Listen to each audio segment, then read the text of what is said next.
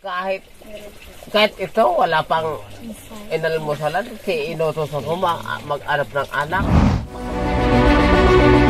Kami po, si Rom at Elvie Buya ng The Prospect.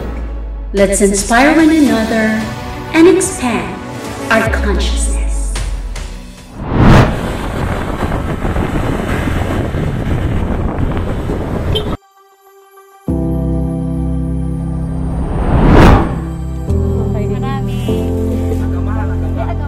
Agama? Teka na mag-ikot!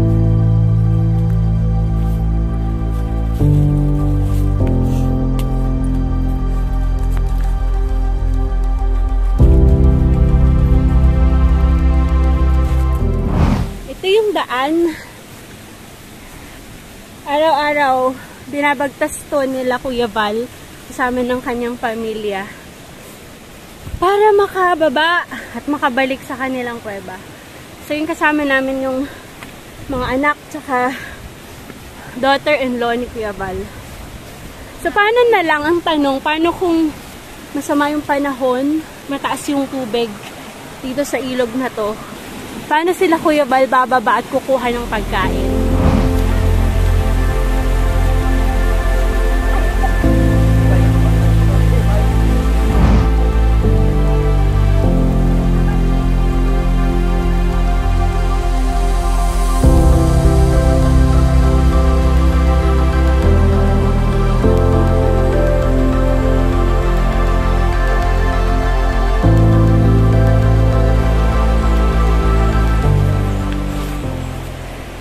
Isang mapagpalang araw po sa inyong lahat, Inspiration. Ngayon, pupuntahan natin si Kuya Val, yung 2 taon nang nakatira sa kuweba. At alamin natin ang kanilang kwento. Samahan niyo po kami na akyatin. Medyo maulan ngayon, kaya delikado, sobrang dulas ng daan. Pero kakayanin natin para sa isang makabuluhan na kwento para sa inyo.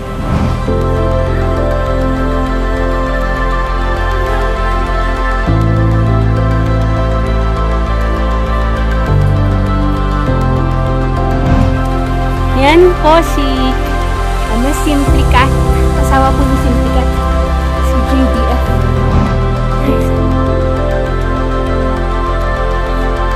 Exhausted na po.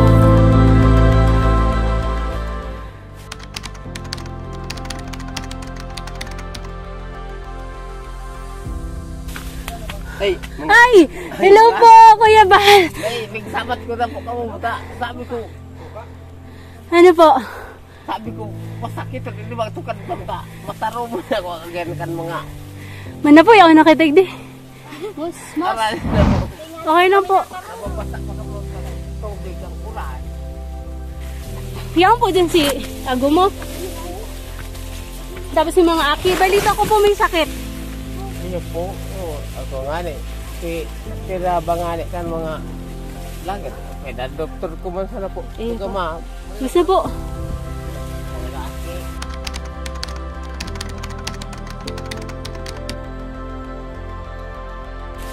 Para may energy tayo, Kuya Bala. Ha?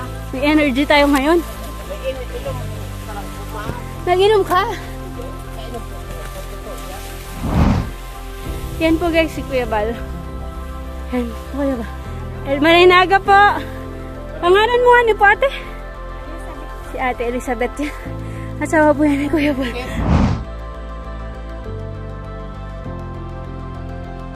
So, dito sila. Dito sila. Nakadara. Bunso mo ba to, Kuya Bal? Yan po yung may sakit. Ah, siya may sakit. Kahapon wala na yan malay. Sabi ko wag niyo muna dadalhin sa doktor. Pinabulong muna sa ano. Pinagamot muna sa... Alakan naman. Iyo po, kay Juan Sabayan ng ano. Kontrolado kanyang kambulong baga na ano. Eh, diba, nalulula na dapat eh. Pero ang totoo ma'am, nag-inom man talaga. Dapat pinapainom nyo ng ano po, ng bulong every 4 hours. Kada 4 na oras.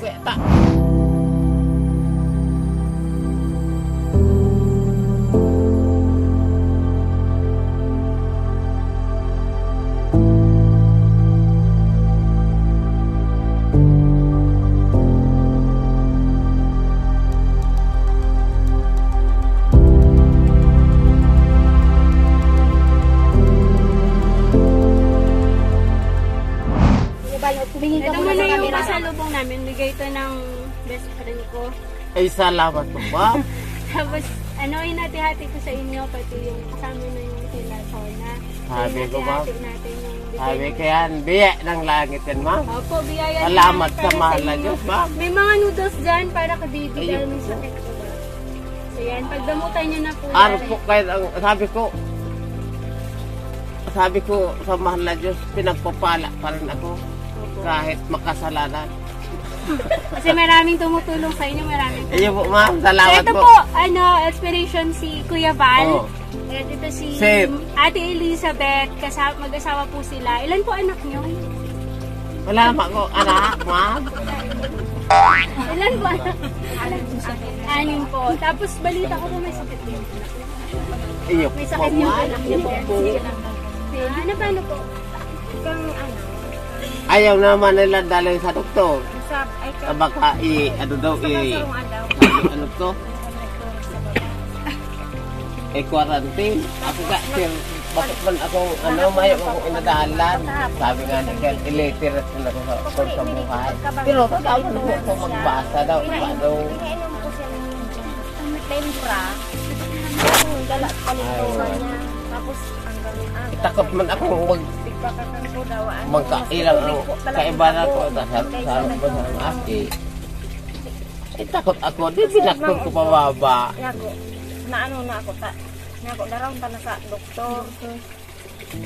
So, pag agin mo dyan sa sentro, ay then muna nga pag darawin sa doktor, i-albularyo mo ta. Yaon sa tingin ka mo sa Ipos na dyan, madam. Halika. Diba na ako kay Ipos na. agong ni Angelita, duman niya sa albularyo darawin ka. So, sabi, may pagtawat ka, may nabanggaan. Ang makulog niya pati, igisa naman, tapos tapos may kaliktora siya. Pero manay sabayan din natin ng gamot. Okay lang naman napapasit na rin sa ulo. Kuman tabit nga ni ma'am pagparapaido mo ning bulong. Takong sabi kung dahil man ako sa buhay na baka lalong malula sa nalulula. Hindi naman po, basta po may sigurado kayo na may lagnat, tapos painumin nyo ng gamot. Hindi naman po yung nakakasama. Makakagamot na yun. Okay na siya. Pero okay na po sa So, wait lang, may iba po tayo. Ilang taon na po kayo dito sa Kuwait? Dalawa na? Anong dalawang taon ta? Magtatatlong taon. Magtatatlong taon na pala.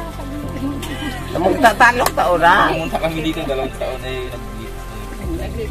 Matulong taon na ngunyan na Pebrero. Okay. So, 2 taon kami. 2 taon na yun. So, pangatlong taon na talaga.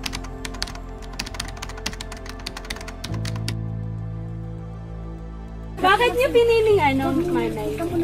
Ayun. Ang araw po kaya kang yaong kami sa sentro, na sulok po sa araw. Nasunugan kayo. Wala naman kumulong. Mayo man sa muyang tabang. Tapos, ang ginibo niya, bigdingin kita maiskal sa laki. Nagdibo kami, igdining para palsa na nga niya. Karami. So, inat mi po itong gapo na ito, pigharigihan niya itong palibo, tapos ginag-ananing yung itong pigkayawan niya. Sarong aldaw lang po. Tatatin daw mo. Tapos, ining tapos, salugan niya ito ng bala. Sinalugan siya ng bala. Duman na kami nag-start. Tapos nagtanong kami ka ining sugbo, nag-ano kayo nga ning makaharo. Inagihan naman po ka itong tulong bagyo. Kaya dahil kami po nakakaharap talaga sa sentro. Pero may balak din po kayong bumaba. Sabi ko nga ni, kung magsusurti mo na magmaraya ang sa pansugbo, Ito yun. Ito pala, sugbo pala tawag nito. Yan yung Walis ginagawang walis tambo. Paano pag umuulan? Paano yun? Kahit gano'n kalakas yung ulan? Kung tapuya lang. Pag mauran po, binabababa. Pag pa yan, may mga bagyo, Ilang beses po kayo bumababa sa isang araw o sa isang araw? po ang mayo na sa muya. So hindi naman po araw-araw talaga. Kaya ito po, kung pa, face to face pa, hindi lang po kayo punso. Igatod niya. Babalik. So may balak naman pala silang bumaba. Ayaw po. magbigyan ng pagkakataon at magkaroon ng pera pampatayo ng bahay, may balak naman silang manirahan. Lalo na, nag-aaral po sila, diba? Sa elementary dyan. Computer. Ano na lang yung Sinundan po kayo niya siya sa manugan saro. Yaon man sa inyo. So, paano po yung module? Pagkuha niyo, Tuwing Lunes po. mababa kukuha yung module. Tapos dito na mag-aaral yung mga bata. Pag Lunes po, gagawin po na. Ako ulit. So, yun. Bumababa sila. Ilan po sa mga bata yung nag-aaral? Tatlo po sila. 3, elementary. Ano po, parang siya ang kiano ni ito. Hindi niya ako dito sa kayo. Yung saro, yaon sa po sa tao. Paano kung may face-to-face nila?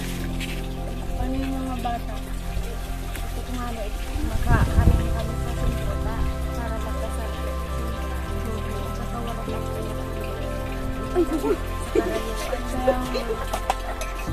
So, yun, mahirap pag may face-to-face na kasi yung bata, mga mapanganib yung daan papunta sa school. So, ilang akyat baba tayo kanina, tapos isang river, isang ilog yung dinaanan natin na sobrang dulas pag ganitong umuulan, pag ganitong maulan. So, mapanganib. Buti na lang ngayon, may module. Every Monday, bumababa sila para kunin yung module. Tapos, next Monday ulit, ihahatid. So, ganun kahirap yung kalagayan nila ngayon. And sabi ni Manay Elizabeth, may pangarap sila na magkaroon na ng bahay sa baba para sa mga bata, para sa pag-aaral ng mga bata. Sa inyo, sa araw-araw. Sila po, arawan, ma'am. Arawan, magkano isang araw? Ito, hindi lang naman. Anong trabaho po yun? Gamas dyan sa mga ganyan na bukid, pag ganyan na ganyan. Naglilinis ng, ganyan nga, kahirap ang buhay namin. Sa ganyan pong kaliblib at kasukal, 250 lang per day. Ganyan, Ano ko yan kaya? Regular po ba yun o minsan lang? Minsan lang. Minsan lang. Minsan po yan. Alam mo, sa isang buwan, o isang linggo lang, o mayroon ganyan. Tapos, kan wala na naman, putol lang naman. Putol naman sa buhay namin. Nagtitiis kami. Kaya ako, nagtatanim din kung ano-ano ang tinatanim ko. Ano po mga tanim mo dito pwedeng pagkuhanin? Ganyan, mga gabing yan. Kaya lang wala na ako mapagtamnan dahil lahat sugbo na nga.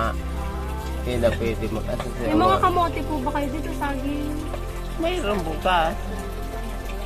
Ang totoo po, kasi ang totoo na, hindi naman ako nagpagtrabaho ng maayos. Dahil may sakit po ako. Ano ba sakit mo? Yun nga, lagi kong binubulot ang buko. Yung pupuma. Sabi nga ng ipapasisiskan daw ako.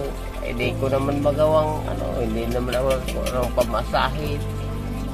Tapos, minsan, nakakapagtrabaho ko ng maayos. Tapos, minsan, tuwing umaga, ganyan na ang buhok ko, gano'n ko. Sige na laging Sobrang photo. sakit po?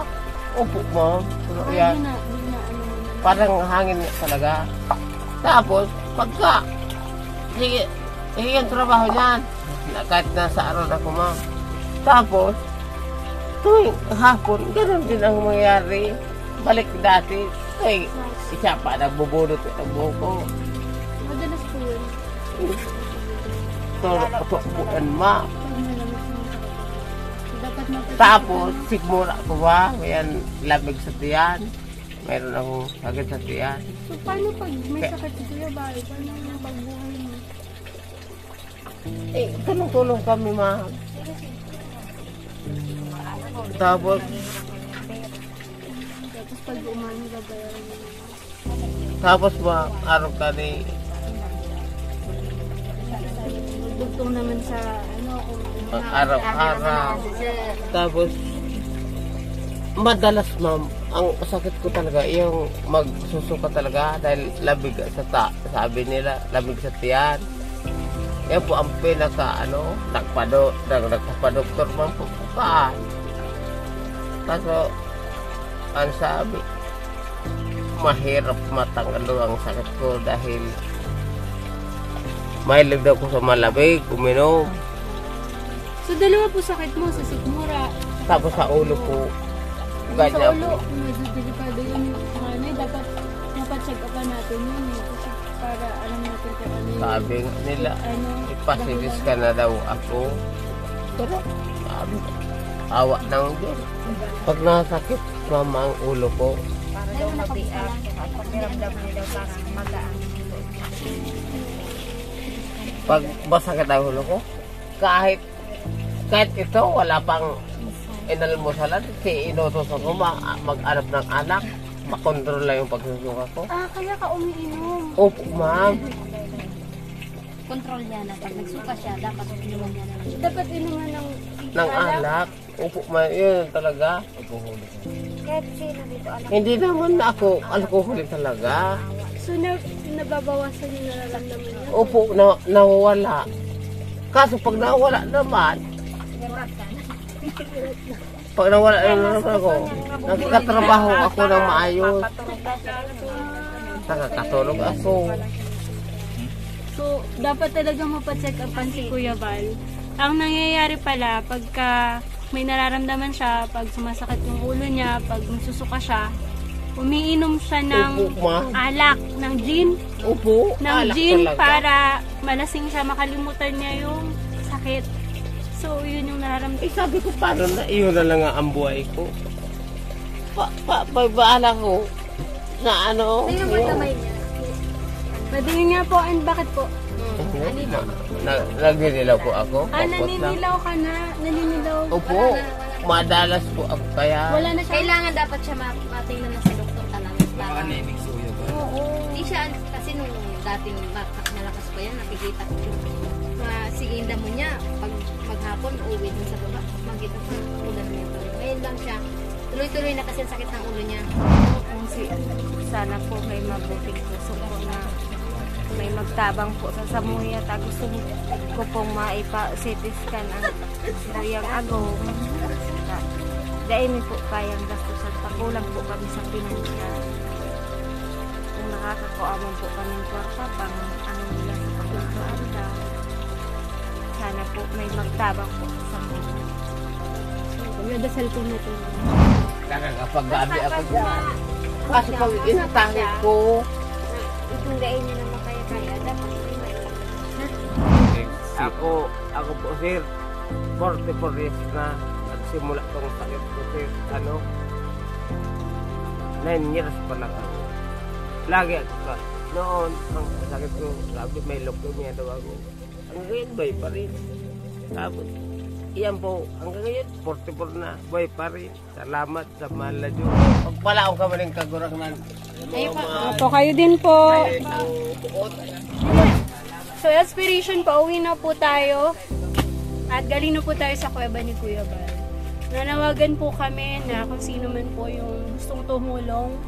Paki-contact na lang kami sa aming Facebook page, Inspired by the Prospect, Lailani Interino Ribuya. So, maraming salamat. Let's always inspire and be inspired.